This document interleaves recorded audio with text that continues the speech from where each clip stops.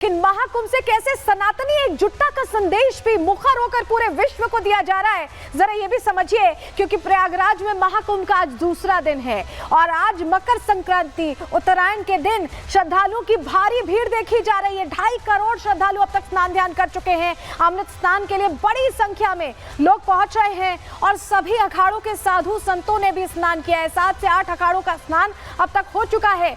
आज करीब 2 करोड़ श्रद्धालुओं ने डुबकी लगाई और अब तो बताया जा रहा है कि आंकड़े बढ़ गए, 2.5 करोड़ तक हो गए। देश के कोने कोने से श्रद्धालु प्रयागराज पहुंच रहे हैं और आस्था की डुबकी लगाते दिखाई दे रहे हैं। संतों में कैसा हर्ष है, जरा सुनिए उन्हें। आप किस तरह की व्यवस्था देख रहे हैं? देखिए, व्यवस्था तो अच्छी है लेकिन भीड़ अधिक है, तो इसको और मैनेज करने की जरूरत है। पूर्ण महाकुंभ के शुभ अवसर पर 2025 के शुभ अवसर पर आज का जो सही स्नान को देख करके बहुत ही हमारा हृदय बहुत ही गदगद है। जो आज की इस कुंभ की व्यवस्था को देख करके हम पूज्य योगी जी को हम बहुत बहुत शुभकामना देते हैं। जिन्होंने अपने इस प्रशासन के रूप से और कुंभ की क्षेत्र की पूरी व्यवस्था को देख करके हमारे पूरा साधु समाज बहुत ही खुश है। कुंभ तो बढ़िया है, सबसे अच्छा है और आज का ये जैसा पर्व तो मिले नहीं, क्योंकि हाँ आज जैसा पर्व नहीं मिले। कहने का तात्पर्य यह है कि हम गंगा माँ के पावन तट पर आए हैं और माँ गंगा की असीम कृपा है। यहाँ का बहुत ही अच्छी व्यवस्था है और कहीं कहीं अभी क्या है, प्रारंभ है, ये तो पहला स्नान है, शुरुआत है, पर बहुत अच्छा है। हम लोग कुंभ मेला में आए हैं और यहाँ पे बहुत अच्छा सुविधा है सब चीज, और गंगा मैया का आशीर्वाद सबके ऊपर बना रहे। जितने श्रद्धालुगण यहाँ पे आए हुए हैं वो सबके जीवन का ये 144 साल का जो ये महत्वपूर्ण महाकुंभ है, ये सभी के लिए पहला ही है और आगे हमें ऐसा कुंभ देखने को मिले ना मिले। तो देखा आपने संत कैसे खुश है, लेकिन सनातनियों का खुश होना कुछ लोगों की आंखों में चुभ रहा है। ये पर्व भी चुभ रहा है और वो पाप पुण्य और पॉलिटिक्स पर चले गए हैं। उस पॉलिटिक्स को कैसे जवाब दिया है मोहन भागवत ने, चलिए वो जानकारी अब जल्दी से आपके सामने रख रहे हैं। दरअसल राम मंदिर आंदोलन पर संघ प्रमुख ने खुलकर अपनी बात रखी। विपक्षी दलों को उन्होंने खरी खरी सुनाई है, क्योंकि जैसे महाकुंभ हो रहा है वैसे राम मंदिर के आंदोलन को लेकर भी अलग तरह के अनर्गल बयान आए थे। राम मंदिर आंदोलन नहीं, हमारी तपस्या थी, ये कहा मोहन भागवत ने। राम मंदिर से विवाद नहीं, समाधान हुआ। उनकी तरफ से बड़ी बात कही गई और यह भी कहा गया कि राम मंदिर लड़ाने के लिए नहीं, जोड़ने के लिए है, एकजुट करने के लिए है। राम मंदिर से रोजी रोटी का रास्ता निकलेगा, यह भी कहा। अभी आप अयोध्या जाएं और देखें तो बदल गई है अयोध्या और उसका जिक्र यहां मोहन भागवत करते नजर आए। भागवत ने अपने बयान से विपक्ष पर सीधे सीधे निशाना साधा। इंडी गठबंधन ने राम मंदिर से दूरी बनाई थी और अब महाकुंभ को लेकर भी अनर्गल बयानबाजी सपा की तरफ से की जा रही है। क्या कहा मोहन भागवत ने, कैसे सीधा संदेश दिया है, सुनिए जरा। कॉलेज विद्यार्थियों के बैठक में एक रटाया प्रश्न वो पूछते थे, किसी ने बताया होगा उनको पूछने के लिए कि लोगों के रोजी रोटी की चिंता छोड़कर ही क्या मंदिर लगाया आपने। तो मैं उनको कहता था कि भाई 80 का दशक है, हम 47 में स्वतंत्र हुए।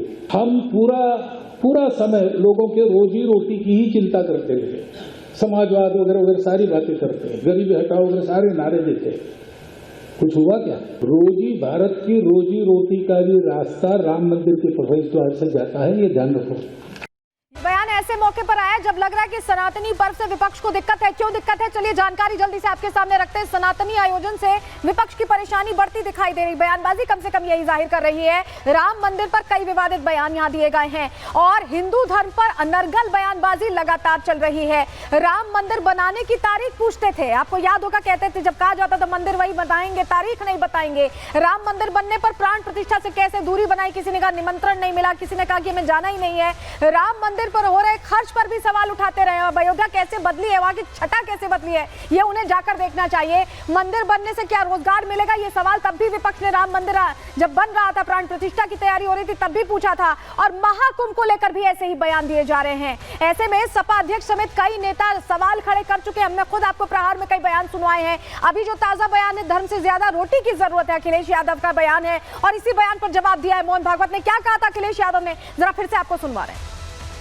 आज हम जब विवेकानंद जी को याद कर रहे हैं, हमें उम्मीद है कि उनके कही हुई बातों को हमेशा हम लोग दिल और दिमाग में रखेंगे।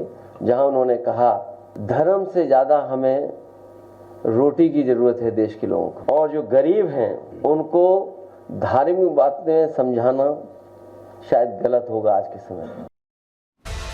धर्म से ज्यादा रोटी की जरूरत बता रहे अखिलेश यादव, लेकिन योगी आदित्यनाथ ने कहा था कि इकोनॉमी को बूस्ट मिलेगा और बूस्ट मिलता भी दिखाई दे रहा है। ऐसे में साध्वी निरंजन ज्योति पूर्व केंद्रीय मंत्री भी यही कह रही है कि बौखला गई है समाजवादी पार्टी। सुनिए जरा।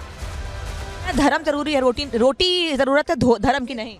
उनके लोगों ने कुंभ में उनके बाप की प्रतिमा क्यों लगाई है?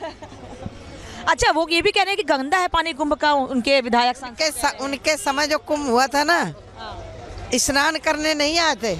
जब 2019 में योगी और मोदी जी ने स्वच्छता का अभियान चलाया, कुंभ में हुआ अर्ध कुंभ, उसमें सारे लोग स्नान करने आए। अपने आप जनता बता रही कि गंगा जल स्वच्छ है कि नहीं है। अच्छा, ये जो आयोजन है इसमें लोग जातियों में नहीं, सनातन से जुड़कर आ रहे हैं। जाति नहीं, ये तीर्थ क्षेत्र समाज को जोड़ता है। मतलब सनातन में बटेंगे तो कटेंगे का नारा सार्थक, बिल्कुल सार्थक है। देखिए, भागवत कह रहे हैं कि धर्म के साथ ही विकास होता है और ये होता दिखाई भी दे रहा है। अखिलेश यादव को जरा जवाब दे देते हैं, जानकारी जरा देते हैं। ये आंकड़े उनको भी देखने चाहिए समाजवादी पार्टी को। खर्च कितना हुआ है? 6,382 करोड़ अनुमानित खर्च है, लेकिन कमाई कितनी है आप ये देखिए।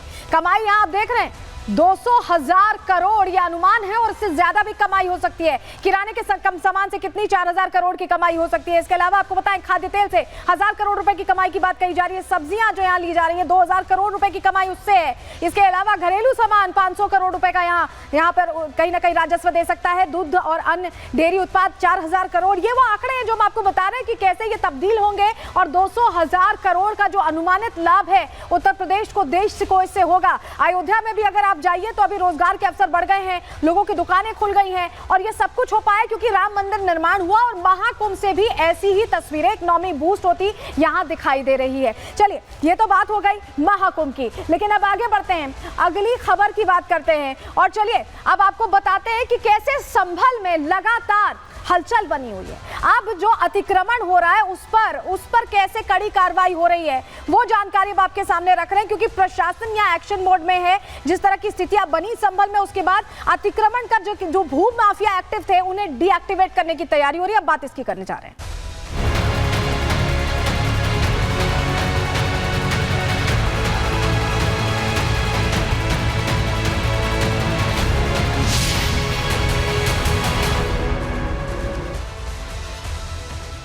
और चलिए जरा संभल की एक तस्वीर आपको दिखा देते हैं। ये तस्वीर देखिए, यहाँ अवैध दुकानों पर प्रशासन एक्शन की तैयारी ले रही, क्योंकि अतिक्रमण कर दुकानें बनाई गई हैं जिनकी इजाजत नहीं थी, और बाकायदा यहाँ पर नपाई के लिए प्रशासन एक्शन लेने पहुंचा है। तस्वीरें आपको दिखा रहे हैं किस तरह से संभल में एक एक चीज जांची परखी जा रही है। आप देख रहे हैं अवैध दुकानों पर एक्शन की तैयारी है, और ऐसे में नपाई हो रही है, और मुलाकात भी की गई है दुकानदारों से जानने के लिए कि उनके पास पेपर्स हैं कि नहीं। डीएम की तस्वीरें आप देख रहे हैं, वो लगातार एसडीएम पहुंच रही हैं लोगों के बीच।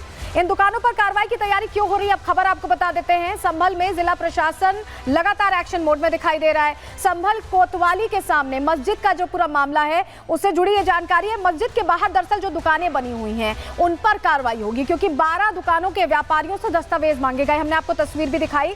एसडीएम ने दुकानदारों के साथ बैठक कर चेतावनी दी, और अवैध कब्जा हटाने के लिए 24 घंटे का समय दिया गया था।